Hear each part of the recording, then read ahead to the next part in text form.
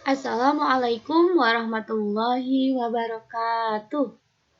Apa kabar anak-anak kelas 6 hari ini? Semoga kalian semua tetap sehat dan tetap semangat belajar. Bertemu lagi dalam mata pelajaran Al-Quran Hadis. Sebelum kita mulai belajar, mari kita baca basmalah bersama-sama. Bismillahirrahmanirrahim. Baiklah, hari ini kita memasuki bab 3, yaitu hukum bacaan ro. Setelah minggu-minggu lalu, di bab pertama dan kedua, kalian belajar mengenai surah Al-Alaq dan surah Al-Qadar. Apa kalian tahu hukum bacaan ro?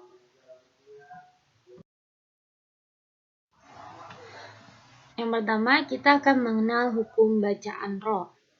Dalam membaca ayat Al-Quran, harus sesuai dengan kaidah ilmu tajwid. Apa sih ilmu tajwid itu, Bu? Ilmu tajwid adalah ilmu yang mempelajari tentang cara membaca Al-Quran dengan benar dan fasih. Ya, dengan terang dan jelas. Dengan menerapkan ilmu tajwid, maka bacaan kita menjadi fasih, sehingga tidak salah dalam pengucapan makhraj atau lafalnya, sehingga tidak merubah arti. Karena ayat Al-Quran, jika kita salah membaca harokat saja, dia bisa berubah artinya. Lalu sekarang yang kita akan bahas adalah hukum bacaan ro. Di dalam membaca huruf ro, sesuai dengan kaidah ilmu tajwid, yaitu terbagi menjadi 3 macam. Pertama ada tafhim, kedua tarkik, dan ketiga jawazul wajhain. Apa kalian sudah tahu ketiga macam hukum bacaan ro ini?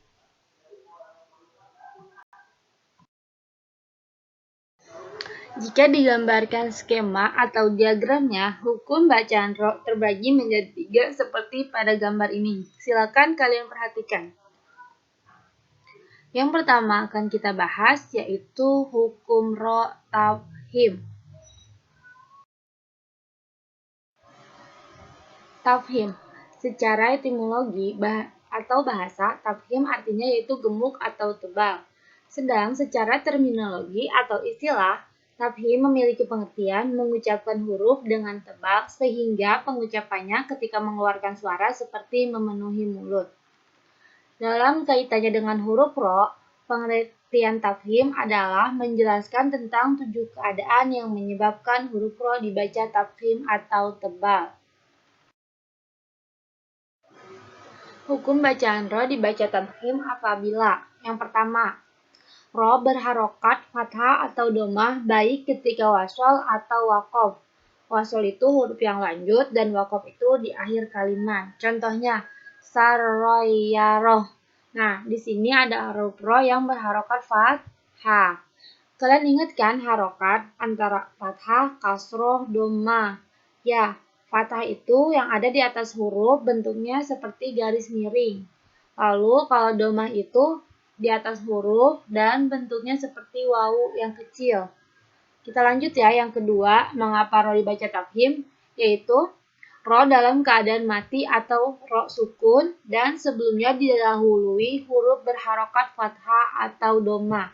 Contohnya, yang pertama ada wa arsala. Di sini ada ro sukun sebelumnya berharokat fathah. Lalu yang contoh kedua, murtafakon. Di sini ada ro sukun sebelumnya berharokat domah, maka itu dibaca ro tafhim. Yang ketiga, apabila ro sukun karena dibaca wakof dan sebelumnya didahului huruf berharokat fathah atau domah. Contohnya, wal komar. Nah, di sini ro-nya disukunkan karena ada di akhir kalimat dan sebelumnya harokatnya huruf sebelumnya berharokat fathah. Lalu contoh kedua, la yaftur. Nah, di situ ro-nya disukunkan. Sebelum ro disukunkan itu, hurufnya berharokat domah. Maka itu pun termasuk hukum bacaan ro tafhim. Yang keempat, apabila ro mati atau ro sukun karena dibaca wakof dan sebelumnya didahului huruf berharokat fathah atau domah.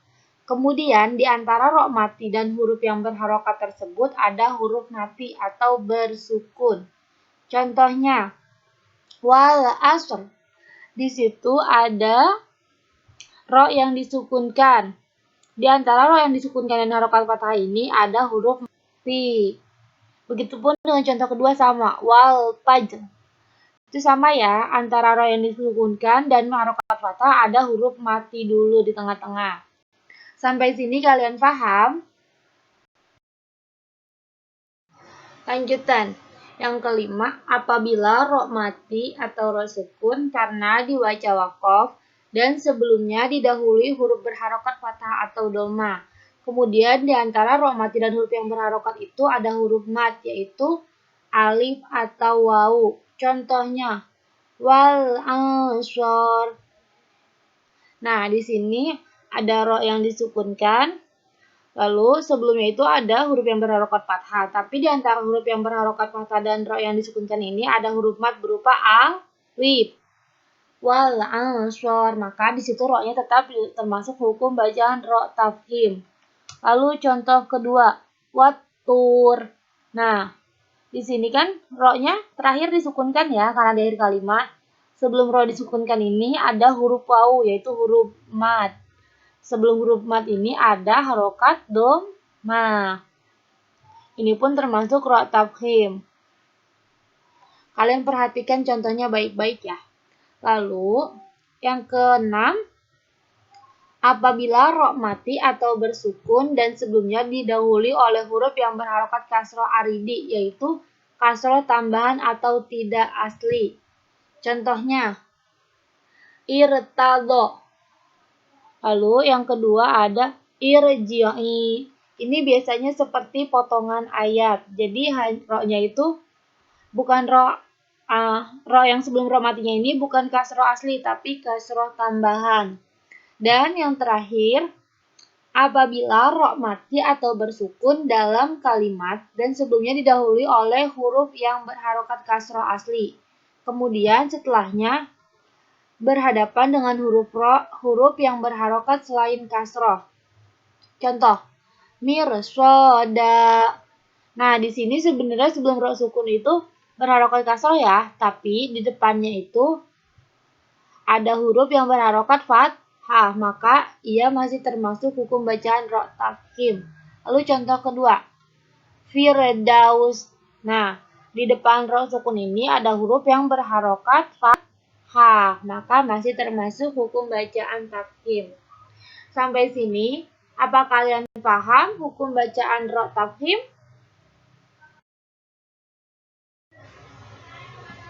Untuk lebih memahami lagi tentang hukum bacaan ro tafhim, silakan kalian cari 5 contoh hukum ro tafhim di Al-Quran atau juz amma. Usahakan jangan yang sudah ibu beri contoh ya, karena di dalam Al-Quran masih banyak contoh-contoh ro tafhim yang lain.